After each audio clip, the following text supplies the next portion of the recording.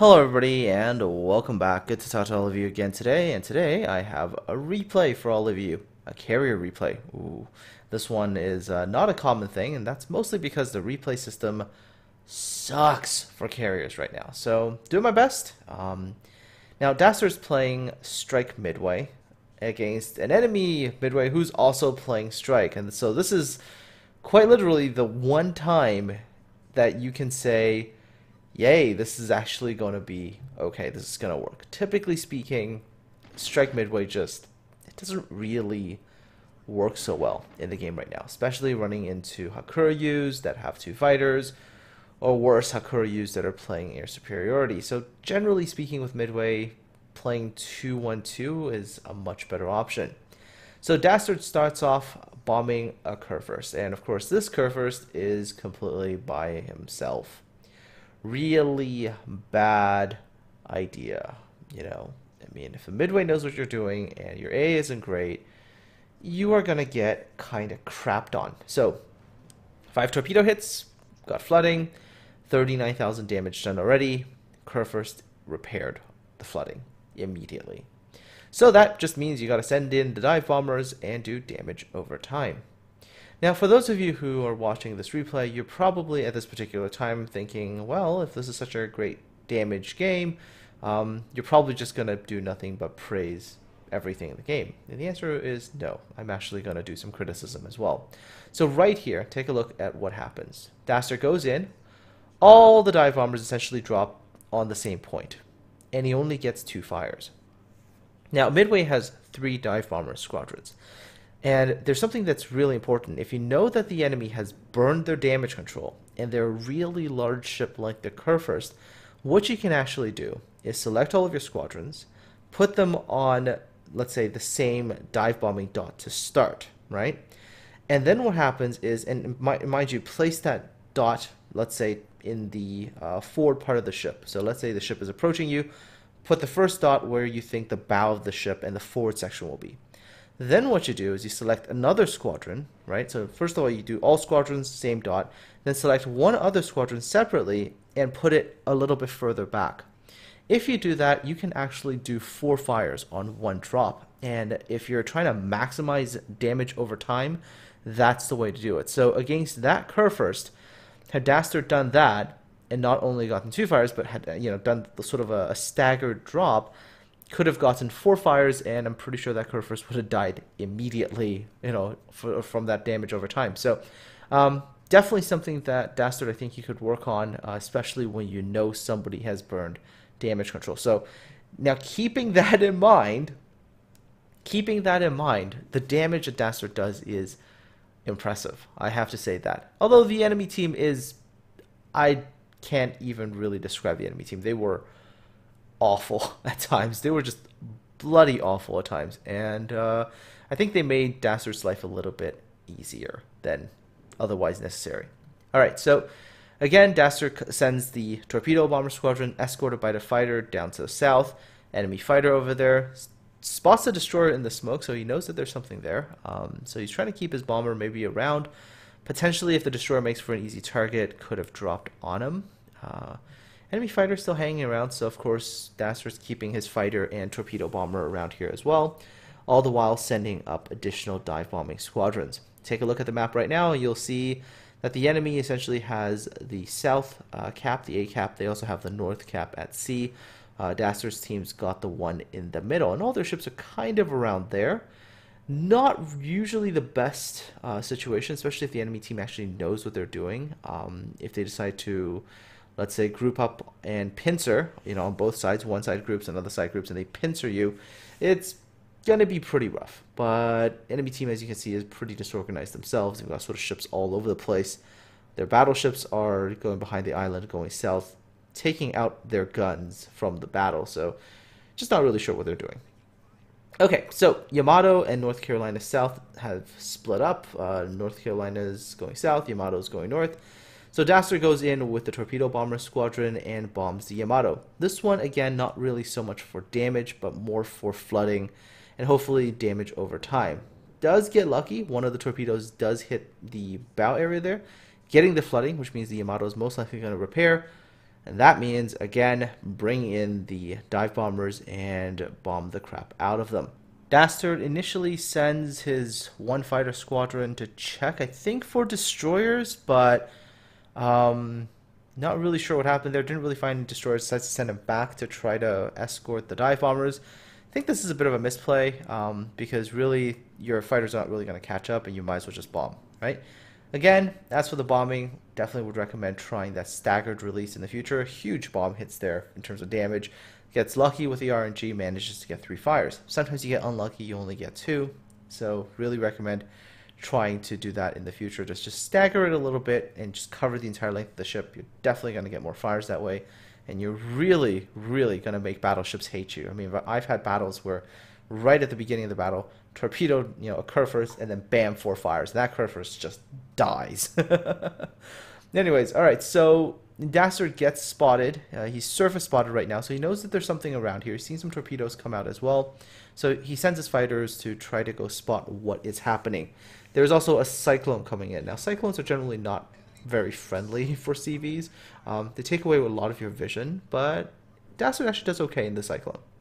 All right, so fighter goes over, spots the Shimikaze, and my first question is, what is the Shimikaze doing? I mean, do you have any idea what you're supposed to do in a situation like this when you're in a destroyer and you're this range from a carrier, especially a carrier that can output quite a bit of damage against isolated targets? Well, you open fire with HE, you set fires, you prevent the CV from getting aircraft off, and instead this Shimikaze decides that it's better to try to close the range to get torpedoes off. Yep, he closes to 4.2 kilometers and he fires a very, very narrow spread. Like, oh my god, you fire a nicer wall, I'd be more forgiving, but what was that? Super narrow spread. Dastert just turns away, easily dodges all those torpedoes. Shimikaze still not opening up with guns. I don't even know what this guy's doing. Yeah, suck long enough, hard enough in any ship, and you'll eventually get yourself a tier 10, even if you have absolutely no goddamn clue what you're supposed to be doing when you play that ship. Shimikaze takes a torpedo hit, takes flooding, and is eventually going to get wasted by damage over time. Jeez, just utterly terrible. And so you think, one destroyer getting close to a CV failing this hard, you'd figure the next destroyer might learn his lesson, right? Well, no, because the enemy team's destroyers being crap is like a trend, because, oh look, there's a Kagero, another destroyer with guns, another destroyer that, if it gets into devastating range can screw you, and another destroyer who just doesn't seem to understand that they have guns. I mean, at this point in time, especially in a cyclone, you just open up. Oh, finally! A single shot went out. A single shot went out. Come on, keep shooting. Don't stop now. Please don't, for the love of God, keep firing. Kagero, oh my god. Well, Midway secondaries are absolutely tearing the Kagero, and you won. This Kagero is, yeah, still not firing guns, really. Come on, Kagero, just use the weapons that God gave you. Okay, fine, not necessarily God, wargaming developers, but still use your... And then fires torpedoes at like the worst angle. Oh my god, you deserve to get killed by Midway secondaries. Congratulations, Dastert, for getting close quarters expert there.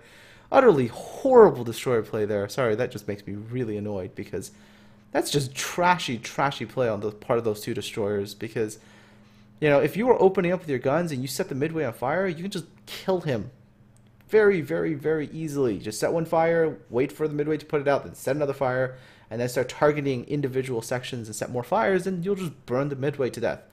Instead, 2 destroyers failed miserably, and now Dastert is going to go and run rampant over the other team. First, a torpedo drop against a North Carolina. North Carolina, with not so great torpedo protection, eats a metric ton of damage, including flooding. right? So obviously, any battleship player gets flooded, hits the repair key, and, well, strike Midway. This many dive bomber squadrons means that North Carolina is going to die very, very quickly. Again, stressing what I said earlier, in the future, try to do staggered drops, just more effective that way. Even with 2 squadrons, if you just do a stagger drop with 2 squadrons, you're likely to get 4 fires. So yeah, but still, North Carolina, full duration burn. Another bomber goes in there, this time challenged by a catapult fighter, so the spread kind of screws up, lands 1 bomb hit. But it won't matter that North Carolina is going to die. However, North Carolina does get close enough where Dastert gets spotted. So here comes the salvo. Nice big hit there with a pretty decent amount of citadel damage there. So the North Carolina did manage to get off a decent salvo. Air combat is virtually nil. The enemy Midway is not doing anything really to challenge Dastert. And Dastert is just happy to go out and do damage. I mean, when the enemy CV just decides to leave you alone, I mean, what else are you supposed to do? Just farm as much damage as possible. Now, if you pay attention to what Dastert is doing, very, very smart. Gets shot by the North Carolina, takes a citadel, turns the ship around, and now is presenting essentially the rear part with the stern. And of course, North Carolina is gonna, well, it's gonna struggle because if any shot goes a little high, hits the deck, it's gonna bounce. Midway does have armored flight deck. This time goes in with the torpedo bombers and, well, rip that North Carolina. North Carolina down, and we're sitting on 281,000 damage already, but I did say this was going to be a good damage game. We're nowhere close to done. Another wave of dive bombers heading out. Still tons and tons of reserves left. I mean, really, the 2 CVs are not doing anything with each other.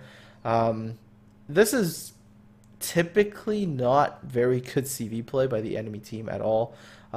Generally, if you run into even, I guess, a semi-competent CV, strike loadout on Midway is going to struggle a lot harder, hence why I said go with the 2-1-2. You have a lot more ways to deal with enemy planes than the 1-1-3, which is a lot more challenging. Dive bomber strike on the enemy island. No, it's an enemy floating island. The Kurfirst gets a little lucky with RNG 3 fire. So that Kurfirst, unfortunately, is gonna have to hit that repair key. And so what Dastert's doing right now, very, very smart, just holding back 2 more planes, watching the damage counter tick up, because knowing that when that damage counter stops, right now, there's going to be a certain period of time for the German battleship damage control to end.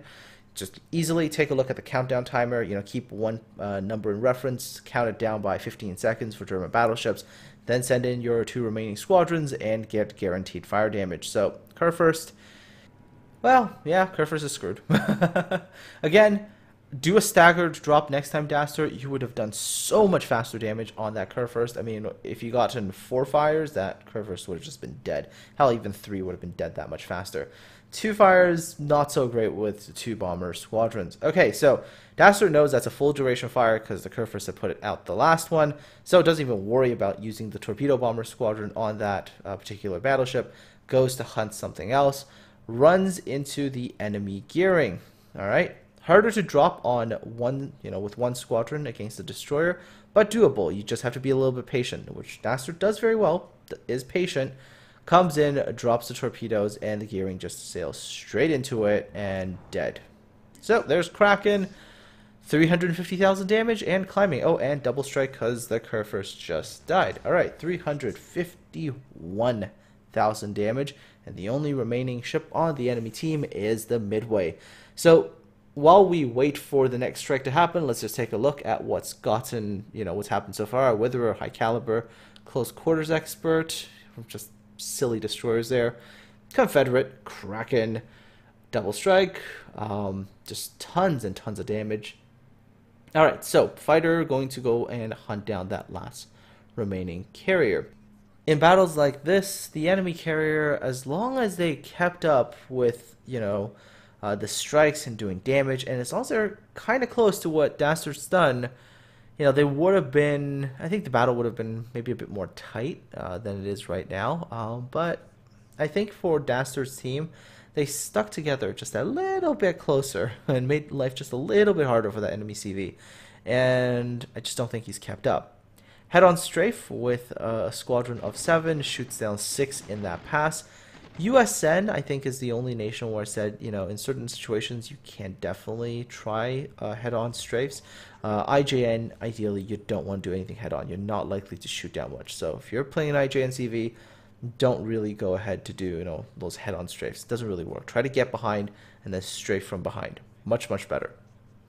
Anyways, Dastert tracks the enemy CV's returning aircraft in a direction, finds the enemy CV, sends in his aircraft. So he sends in first a dive bombing squadron, an individual squadron, holds the other one a little bit further back. First squadron goes in, sets up for a drop, approaches from the front of the enemy ship. There we go. There's the drop circle. Not sure if the enemy CV even activates defensive fire at all or not.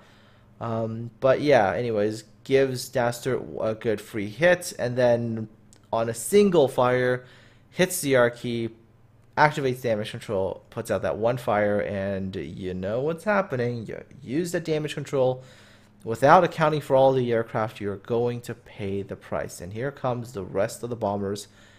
And you just know this is going to be painful. You just know it. So there we go. 2 bombers lined up. Okay, defensive fire is actually up now, so this is going to be a crazier drop, but hail RNGesus. There's 3 fires on the enemy Midway. Torpedo bombers come in. Yes, it's going to be a slightly bigger drop, but it just won't matter. Midway's a huge ship, doesn't turn very well. That many fires, you just put in a couple torpedo hits, and battle is settled. So there he goes, a bunch more torpedo hits, a bunch more damage. Enemy Midway just fading fast now, has a flooding and that many fires, so it's going to tick to death. And waiting for it. There we go. Kill number 7. So let's take a look at the results screen. 417,000 damage. That is the second highest all-time damage on the North American server. And probably among the top 10 worldwide right now. So take a look at the achievements there. Insane amounts of damage. 18 torpedo hits, 49 bomb hits, 20 fires, just tons and tons of damage. 3,252 base experience. That's pretty crazy as well. Again, enemy CV, like I said, maybe didn't do enough in a situation where he wasn't really being contested. Take a look at the damage screen there. Pretty balanced damage between bombs and torpedoes, but look at that fire damage, 149,000 in fires. Flooding, 12,000 damage. Not so much from flooding, because that was, you know, what's causing those guys to use their damage control parties. And there we go, total credits earned, 488,099 credits. There we go, folks. Second highest damage game on the NA server ever. Done in Midway, which is a ship that wasn't expecting this from. Hope you enjoyed this particular replay. Take care, have yourselves a good one, and I'll talk to all of you again soon.